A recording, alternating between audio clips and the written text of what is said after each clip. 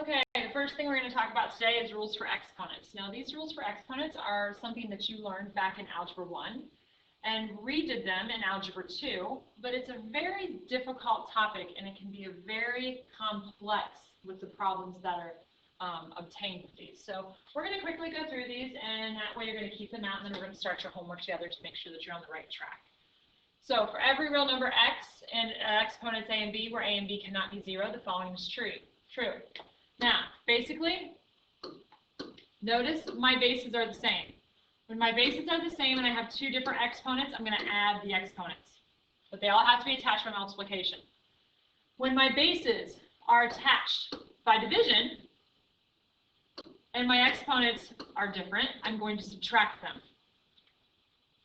When I only have one base and I have a power to a power, then I'm going to multiply the exponents. Anything raised to the 0 power is always and forever 1. I could have the entire alphabet there. Does not matter. It's still going to be 1. So just to make my point very clear, if I were to have 3x squared y z to the 0 power, the whole thing turns out to be 1. Okay? Now, this is the negative exponent rule. This is what I need you to understand about number 5 and number 6. Rule 5 and Rule 6. Whatever position, meaning the numerator or the denominator, whatever position the exponent is at that is negative, it's going to go to the opposite position.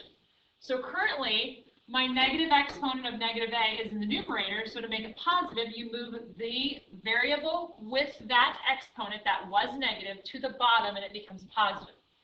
If that variable with the negative exponent is in the denominator, you move that variable with the exponent to the numerator and make it positive there. Does that make sense? And if I have multiple bases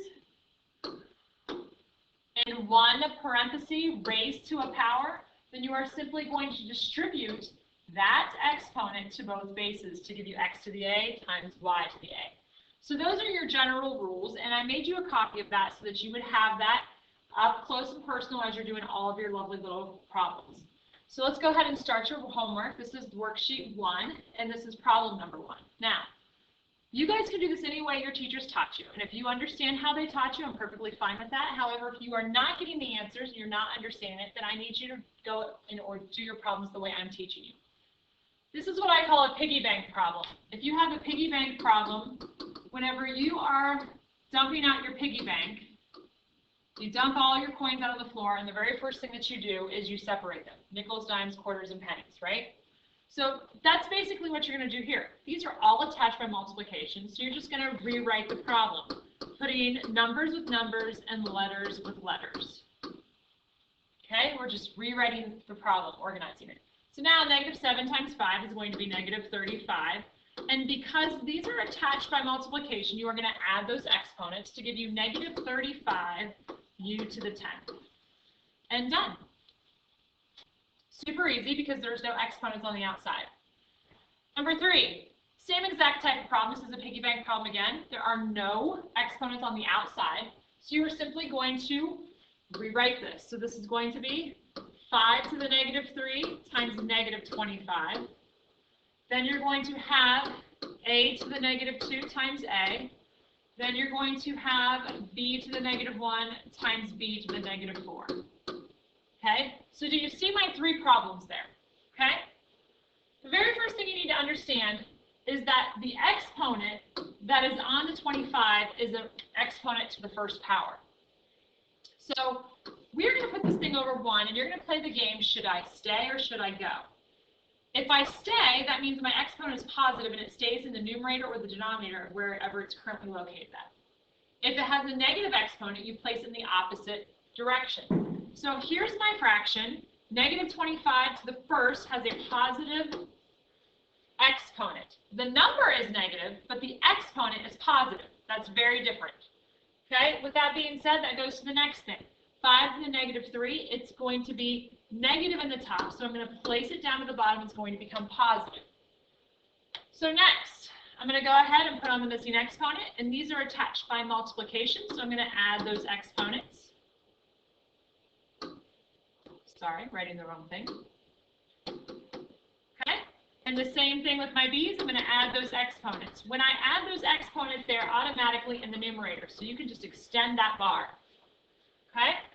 So negative 25 stays up top. And now we're going to do the 5 cubed. 5 cubed is going to be 5 times 5, which is 25, and 5 quarters in your hand is going to be 125. Then this is going to be a to the negative 1, b to the negative 5. Extending that. Now, play the game. Should I stay or should I go? Well, the negative 25 stays, the 125 stays.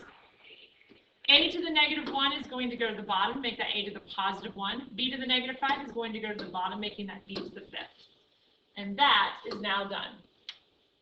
Taking it step by step. Okay, do not be afraid to take that step by step. It's totally okay. Okay, next. We are going to do problem number 5. Now this is a little bit different than our last one, because there's an exponent right here on the outside. That exponent on the outside is going to only go to the terms inside that parenthesis. So basically what you are going to do is you are, going to leave the first parenthesis completely alone. You are not going to change it. The second parenthesis, you're going to distribute that exponent into that by using the last property that we had, which is property 7. So that's going to be x to the negative 6, y to the negative 9. Now, I have no exponents on the outside of the parenthesis. Now I'm going to piggy bank this problem and shake it out. So that's going to be x to the 8 times x to the negative 6, y to the negative 9 times y to the negative 9. Okay? So now I'm going to simply add exponents. This is going to be 8 plus negative 6, and this is going to be negative 9 plus negative 9, to give me 6x squared y to the negative 18. But we're not done yet, because we're going to play the game, should I stay or should I go? So we're going to put this thing over 1. By putting that over 1, I now have my fraction line, and I put on my missing exponent on my 6, and it stays where it's at because it's positive. The x stays where it's at because it's positive, but the y to the 18th goes to the bottom and becomes positive there. And you are done. Okay?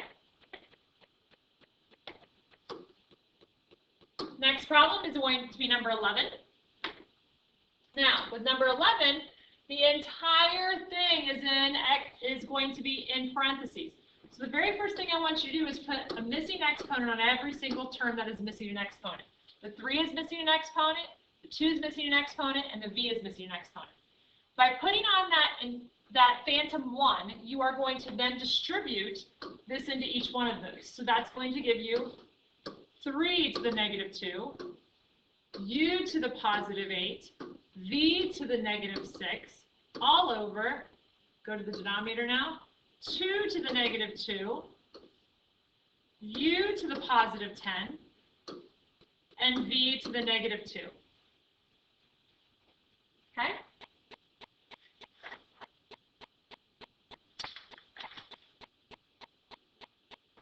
So now, we're going to go ahead and keep going and doing this problem, and then I'm going to have, should I stay or should I go? And I'm just going to do this with my 3s, my numbers, because what I have here is going to be this, oh shoot, hate it when I grab the wrong tool. I have the number problem, I have the u problem, and I have the v problem. So now I have 3 individual problems there, and you're going to work them mentally at your own pace.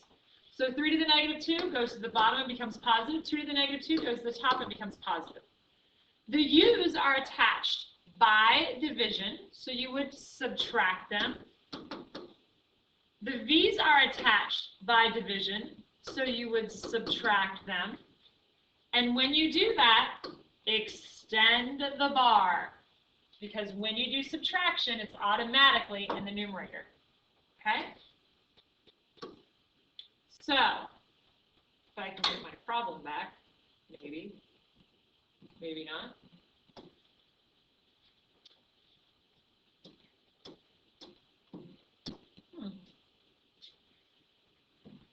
It didn't like me for a second, guys. Okay, so now we're going to go ahead and we're going to do the math. What is 2 squared? 2 squared is 4, 3 squared is 9. And then this is going to be u to the negative 2, v to the plus plus makes that negative 4. Now play the game. Should I stay or should I go? Well, the 4 stays, the 9 stays. The u goes to the bottom and becomes positive, the v goes to the bottom and becomes positive, and then you're done. Okay? So there you go. And the last problem we're going to do is problem number 12. Number 12 says to do 25x to the negative 5, y cubed all over 5x squared y raised to the negative 3 power. So we're going to go ahead and I'm going to look at this part right here with an exponent on the outside. I'm going to put on my missing exponents. The 5 has a missing exponent of a 1, and so does the y. So we're going to go ahead and recopy the top because we are not changing anything. The top is completely simplified. It is the bottom that is not. So that's going to be 5 to the negative 3, x to the negative 6, and y to the negative 3. So just like the last problem, you have a number problem,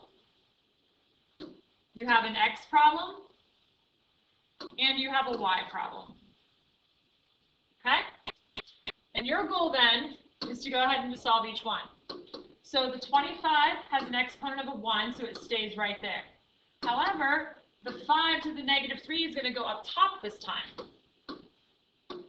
And then those exponents you are going to subtract, negative 5 minus negative 6, and again, staying in the top, as well as the y is going to be 3 minus negative 3. So this is 25 times 125, x to the plus plus, making that x to the first, plus plus, making that y to the sixth. Now, 25 times 125 is going to be, where's my calculator real fast?